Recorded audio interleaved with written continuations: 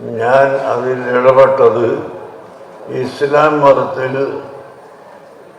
കർമ്മശാസ്ത്രം ഉണ്ട്. ആ കർമ്മശാസ്ത്രത്തിൻ്റെ 4ാമത്തെ ഭാഗമാണ് ജിനായാത്ത് എന്ന് പറഞ്ഞാൽ ക്രിമിനൽ സംബന്ധമായ നിയമം.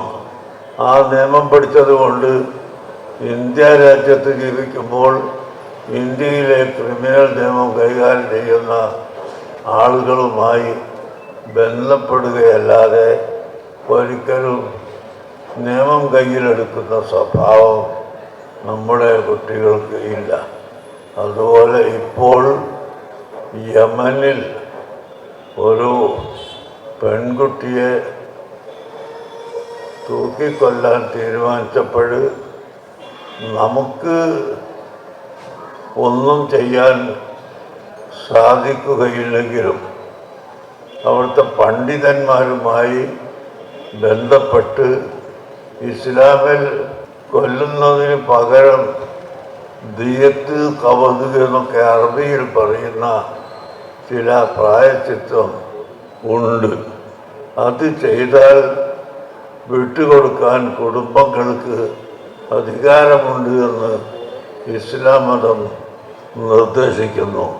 ഈ കാര്യം ഞങ്ങൾ അവിടെയുള്ള ആളുകളെ ബന്ധപ്പെട്ട് ജഡ്ജിമാരോടും കുടുംബങ്ങളോടും സംസാരിക്കുകയും അതിൻ്റെ ചർച്ച ഇപ്പോഴും അവിടെ നടന്നുകൊണ്ടിരിക്കുകയുമാണ്. കുടുംബക്കാർ മുഴുവനും സമ്മതിക്കാതെ വിട്ടുകൊടുക്കാൻ കോടതിക്ക് അധികാരമില്ല.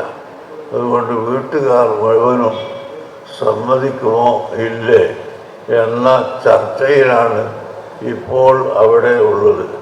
ഏതായാലും നമ്മുടെ വാക്കുകൊണ്ട് അങ്ങനെ ഇസ്ലാം മതത്തിൽ സൗകര്യങ്ങളുണ്ട് എന്നും ഇസ്ലാം മതം ഒരു വർഗീയവാദത്തിൻ്റെയോ വർഗീയ പ്രസ്ഥാനത്തിൻ്റെയോ മതമല്ല എന്നും ലോകത്തിന് പഠിപ്പിച്ചു കൊടുക്കലും ജനങ്ങൾക്ക് നന്മ ചെയ്യാൻ ശ്രമിക്കലും ഞങ്ങളുടെ കർത്തവ്യമാണ് എന്ന്